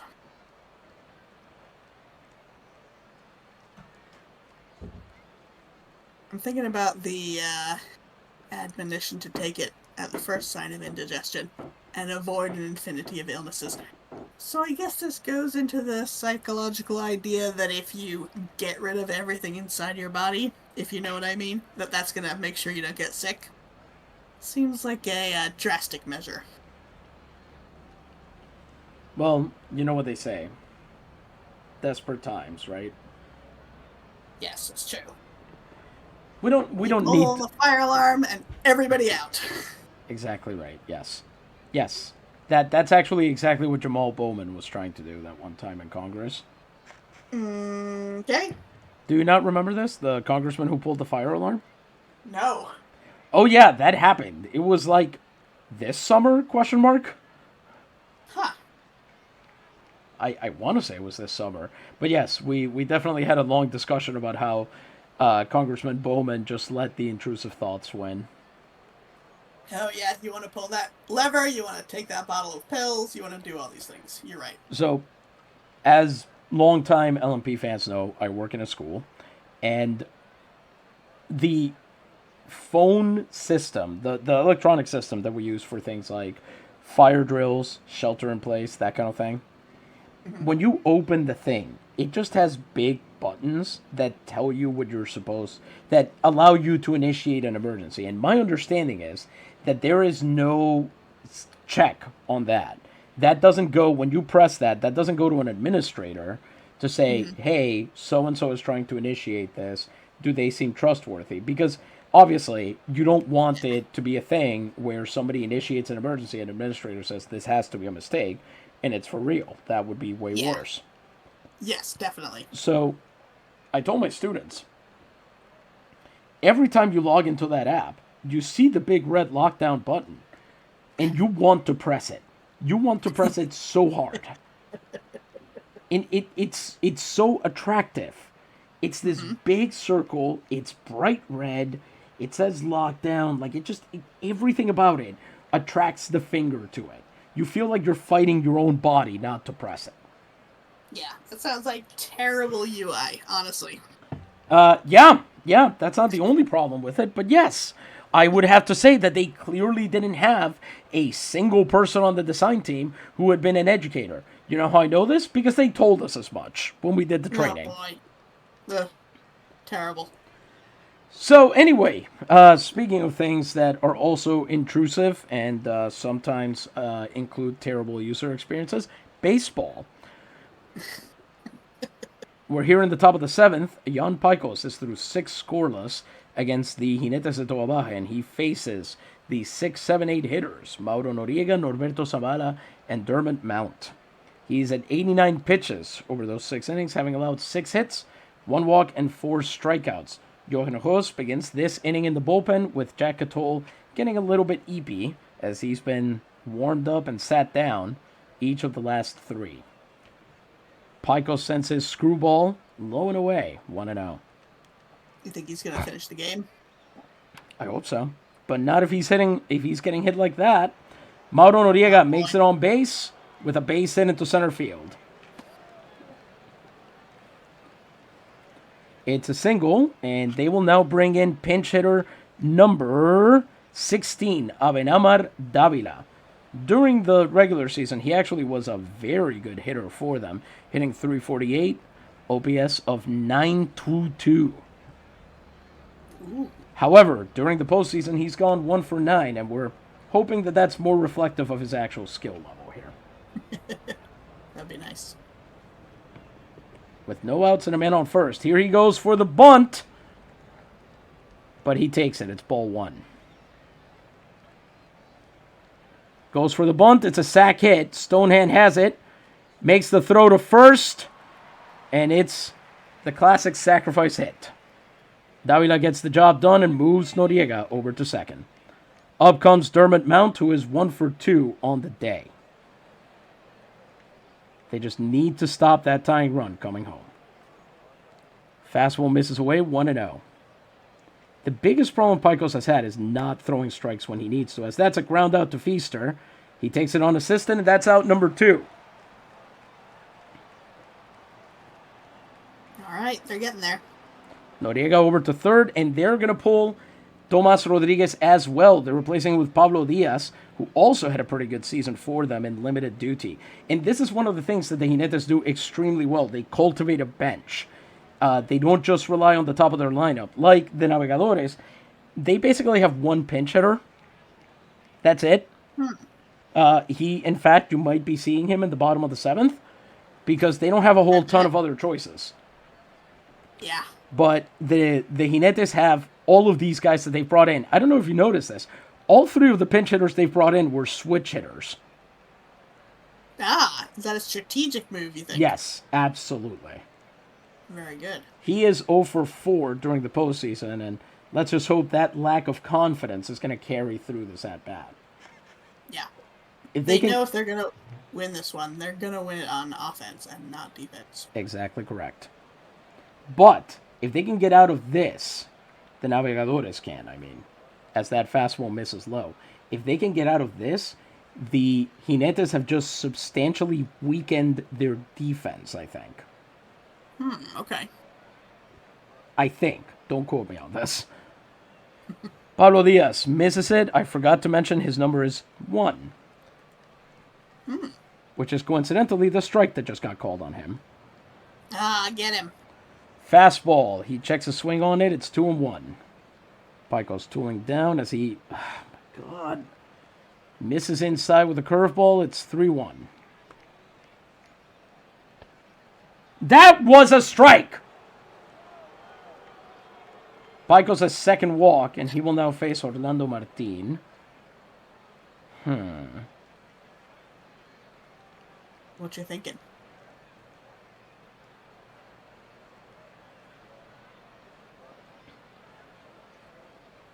Is it time? It might be.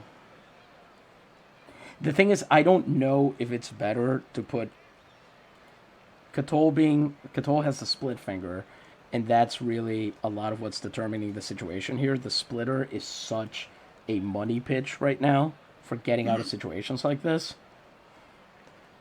But if he screws up, it'll be real bad. Yeah.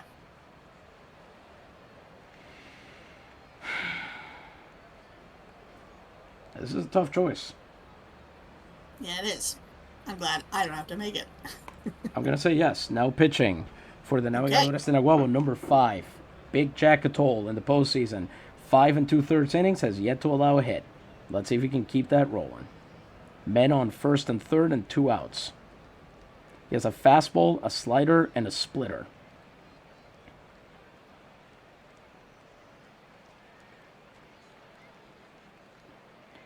Slider misses inside, 1-0. Tell me that was a strike. Splitter high, but it's in the zone. Strike 1. Nice. Misses low with the fastball, 2-1. Swung on. Rolled right back to Gatol. Makes the throw to Feaster. And they're out of it. Another 2-runner stranded.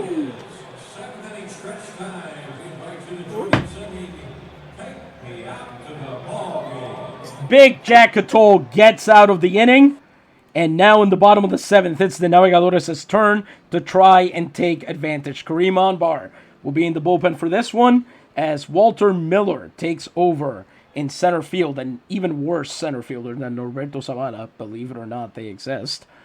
Pablo Diaz, a much worse shortstop, takes over. Roger Muir, a much worse first baseman. This is the time to strike. Now, I was going to say, 7th inning stretch, we need to see other games around the league, but there are no other games. exactly. It's all down to this.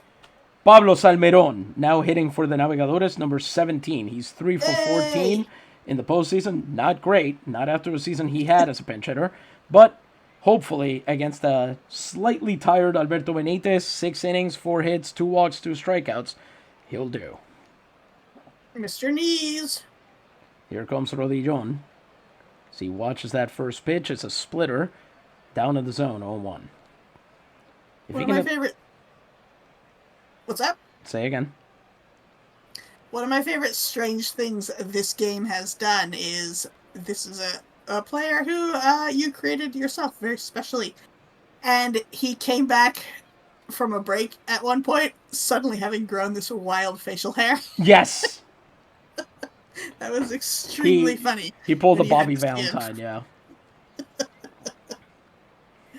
Oh, what a great thing. Indeed. Pablo. Ay, Pablito. 1-1 count after that splitter misses low. He watches that fastball away. 2-1 now. They call that slider a strike. This umpire is bought. I'm going to tell you that right now. 2-2 count. Misses with a splitter low, and this is another full count. Benitez now past 90 pitches and beginning to show a little bit of tiredness here. Let's see if Salmeron can take advantage on the payoff pitch. Rolls that one too. Oh! Figueroa drops it at third base now. That's the third error from Baja, and Salmeron will make it on base. The lineup turns over, and Rob Feaster, who is over 3 on the day, has a chance to redeem himself. Nice. Man on first and no outs. That's a fastball in there for strike 1. 0-1. Swung on and right into Pablo Diaz's glove. Just a little bit more air on that one, and it's into the outfield. We're off to the races. But no. Here comes Vidal Santiago, who's over 2 on the day. Man on first and 1 out. Vidal did draw a walk at least, as that curveball misses inside, 1-0. And that's got to miss too. A fastball away this time, 2-0. That one's right down the middle, and Vidal watches it for some reason, 2-1. I mean, that's the thing. They've gotten these pitches down the middle and just haven't done anything with them. Yeah. Yeah, exactly. 2-1 count. Vidal hits that one. It's a rocket and another error. Jones can't handle it. It's the 4th error of the game for the Jinetes. And Salmeron will make it to second. That'll bring up the Centurion, who is 1 for 3. Benitez on 100 pitches. It's time to see if the Centurion can widen this lead. Yeah, that'd be great. The sinker is in there, strike one. Centurion hits that one down the foul line. It arcs, and it lands at the foul pole. It'll be 0-2 now. Now that he's in the hole, Jacques has got to be a little more careful. Or he can just completely miss the pitch and strike out. He can also do that. That's a possibility. Here comes Benji Valdez, who is 0 for 3 on the day.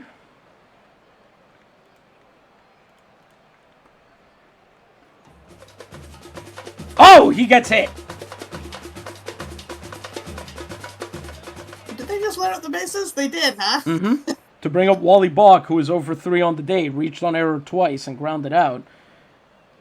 Would love to see some of that down under magic here. Yeah, really. First pitch to Wally Bach. He checks a swing in time. With a fastball, 1-0. Bases loaded and 2 outs.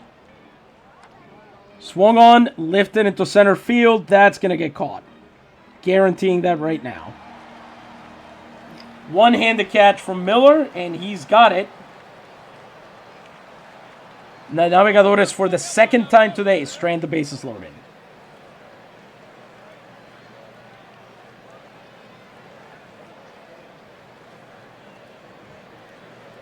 Catol will stay in, since he only took 4 pitches to retire his first batter. He will face Romulo Figueroa, who's 2 for 2 with a walk today. Catol, fastball pumped in at the knees, 0-1. Misses high and away with a slider, 1-1. Romulo Figueroa goes, it hits to Benji to Feaster, and for the first time tonight, Romulo Figueroa will not reach first base. Amazing. They said it couldn't be done. Greatest, Jack Catol, built different. Harry Jones is up next. He is 1 for 3 on the day, 1 out, bases empty. He singled to center last time, and he opens by chopping that fastball foul, 0-1. Catol follows it up with a slider in there for the strike, 0-2. Right on top of it, too, basically daring him to go after it. Let's see what he's got for the third pitch. Jones fouls that one off. That's fine by Jack Catol. He's only at 10 pitches on the day. Jones hits that one. It's a ground out to Centur. He picks it up, throws to Feaster, and that's out number 2. Next up, it's Miguel Pavon, who is 0 for 3. 2 outs. Not much more. Base is empty. Chops that one foul as well. Splitter, low, 0-1, fouled off. Misses inside with a slider, 1-1. Swings on that one, hits it hard, right into Frank De Castillo's glove. Woo. Beautiful catch out there in right field to retire to the side. Clean 8th from Big Jack Catol, who has now pitched, let me check to make sure, 7 perfect innings in the postseason. What? Incredible.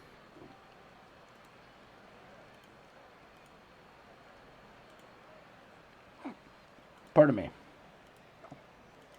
Oh man, all they have to do now, whether they get any more runs this inning or not, who knows, but 3 more outs is all they have to stand up to. That's right. Sherlou comes up. He is 1 for 3 against Jinetes, who had 106 pitches, 7 innings, 4 hits, 2 walks, and 3 strikeouts. Has faced down the best lineup in Liga Betances and has allowed just 4 hits and 1 run. And he's done it by pitching exactly like this. The sinker is in there, just barely, enough that I'm going to still be mad at the umpire, but it's 0-1. Sherlou bounces that one down the foul line, right field. It's 0-2 now.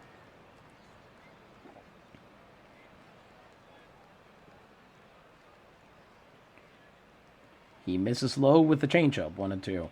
Can afford to waste pitches here since, he's already got him in the hole. Misses away with the changeup again. 2-2 here. As Hector Varela starts stretching and tossing in the bullpen. Shirley lines that one foul. Just barely there. Got too much of the bat around on it. We'll stay at 2-2. And he misses outside with the sinker. It's a full count to Eto and Shirley. Coming up is a payoff pitch. All right. Benitez gets him to ground out to Jones. Jones has it, throws to first, and that's out number 1. Holds on this time. Frank de Castillo comes up. He's 2 for 3 on the day. With 1 out and the bases empty, Frank could have a big moment left in him today. That fastball is in there for strike 1.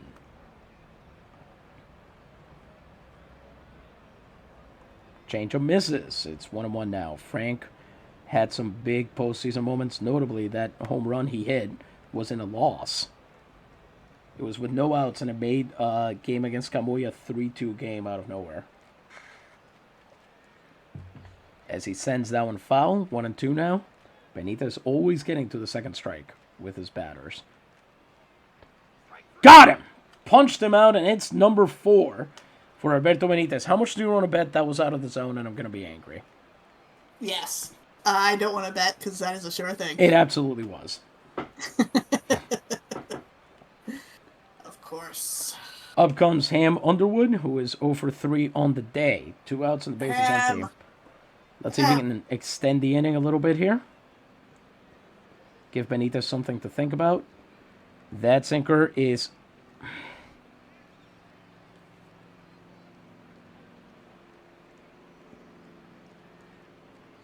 You know what? I'm going to say it. Steampunk umps now. They can't be robo umps. We don't have robots yet, but I see. Steampunk umps we can have. Is Ham about to do this, or is he going to not reach? He does! It's an infield hit! Yes! His first hit of the night to extend the bottom of the 8th here. And up comes Pablo Salmeron, who is 0 for 1 on the day. Mr. Knees, do it. Come You on. know exactly what's about to happen, don't you? Yes, I do. Somebody's got 100 in stealing. Pick-off attempt, but he's back in plenty of time. Of course he is. And no, he goes back. The sinker is a strike. 0-1. Oh, geez. I thought we were Interesting. Going for a second. There he goes, and he's going to get... What?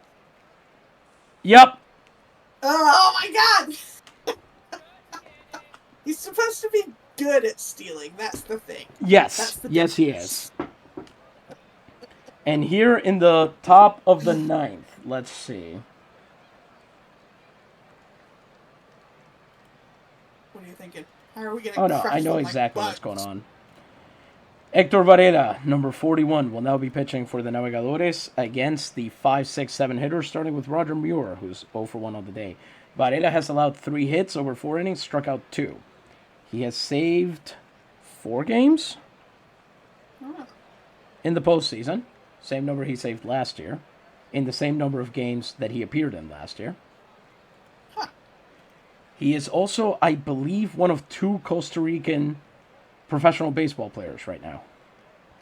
Oh, nice. Muir swings on that one, lifts it. Frank de Castillo coming in from the track. And he puts the glove on it for out number 1. How many times are you allowed to switch out the pitcher in a game? Well, in this era, technically however many times you want.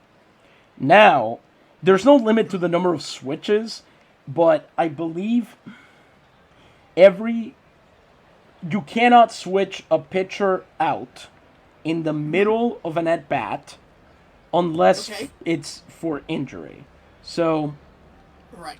they always have to face at least one batter. Okay.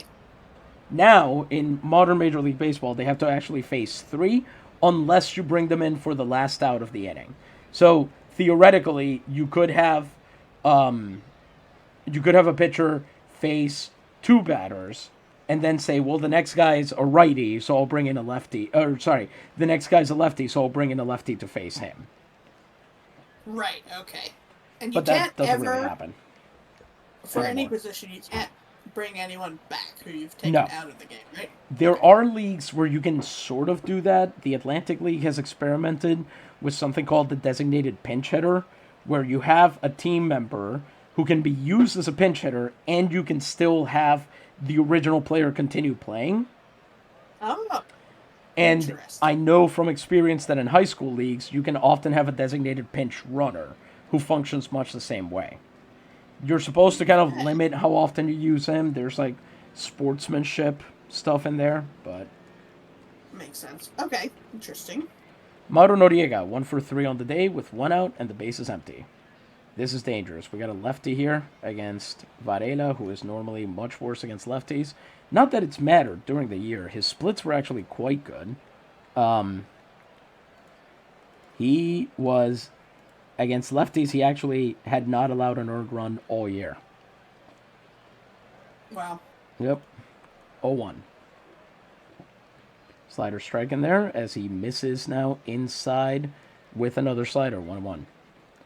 Varela, a sinker slider pitcher, misses inside again. 2-1. I don't know what he's waiting for because Walter Miller's also a lefty, so this is just bad. Swings that one right to Rob Feaster, who steps on the bag. 1 out away. Since 1871, this is all the Navegadores have ever wanted. To make it here. And now, if Walter Miller cooperates, to win here. He is 1 for 4 in the postseason with a run batted in. 2 outs. Base is empty. Oh boy. Walter Miller watches the slider, and for once the umpire gives the Navegadores a friendly call. Strike 1. Okay. Knocks it! Lines it! And Del Castillo runs into foul territory, dives, and the ball game is over. Diablo Rojo fully ignoring Gentleman's Point to catch it. The Navegadores managed to do what they couldn't do last year. They win a Campeonato Nacional game. They are ahead 1-0, 1-0. As a combined shutout of the Jinetes de Toa Baja wins the first game at home. Wow. What a game.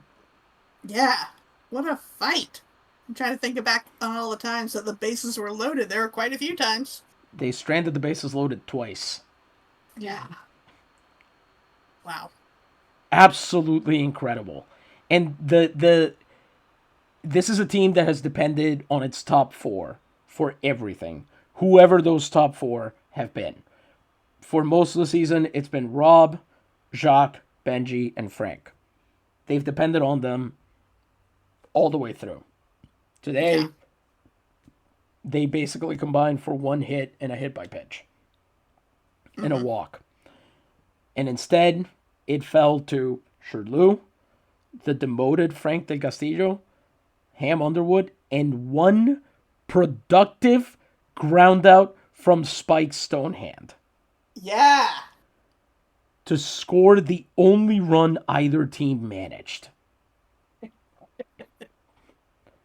Incredible. And how about Jan Pajkos here, going 6 2/3 innings, allowing 7 hits, 2 walks, and 4 strikeouts on exactly 100 pitches, getting his 4th win, of the postseason. Jack Catole with his 4th hold, pitching 4 perfect outs again. Hector Varela pitching the bottom of the top of the 9th on 7 pitches to secure his 5th save of the postseason. Wow. Gente, we've said it. And Catole, by the way, entering the game with 2 runners on and stranding them both. This team, we have seen so much good Naguabo baseball. There are sons and grandsons in the stands in 1904 of men who died never seeing any part of this. And even within that continuum, this team is so deeply special. The stuff that they do is absolutely incredible.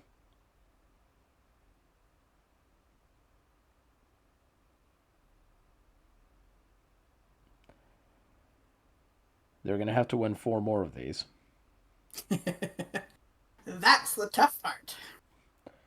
But hey, they already proved they can win one. Mm-hmm. And that's more than they did last year. I'm going to say it now. I think. I don't know how many games it's going to take. Might take 5, might take 9.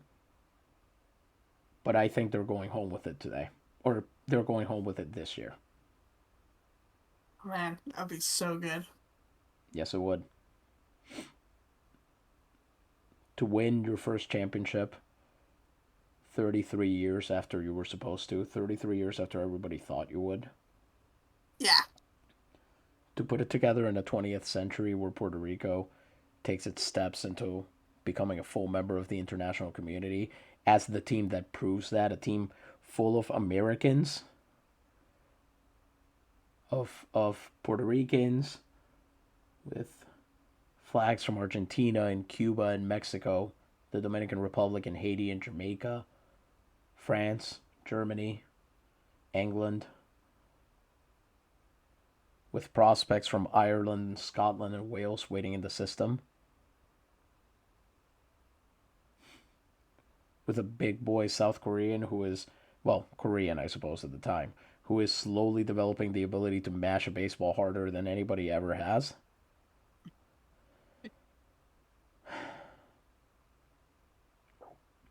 This team is what 20th century Liga Nacional Puertorriqueña baseball is all about. Mm-hmm.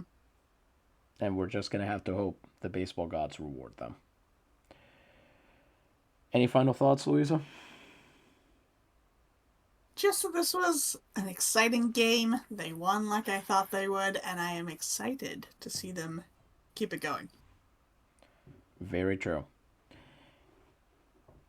Unless we run into we are going to continue playing these in the Discord, so if you haven't signed up for that, if you're a patron, please do, so you can watch those. We do those in one pitch mode, so they're pretty fast, and uh, we generally don't record those because it seems to cause some issues with Out of the Park where it tries to crash. So we'll write them up when they're done. But if we run into an elimination game, that is what we will play next week. If not, then next week we will begin the off season and see what happens from there. We'll be off the week after that because one of us is traveling. But the 1905 season should be in full swing by mid October. Until then, however, this has been, as always, Isidro Montalvo Espinosa, broadcast coordinator for Liga Nacional Puertorriqueña en Vivo. Gente, gracias mil. Buenas noches. Dios les bendiga.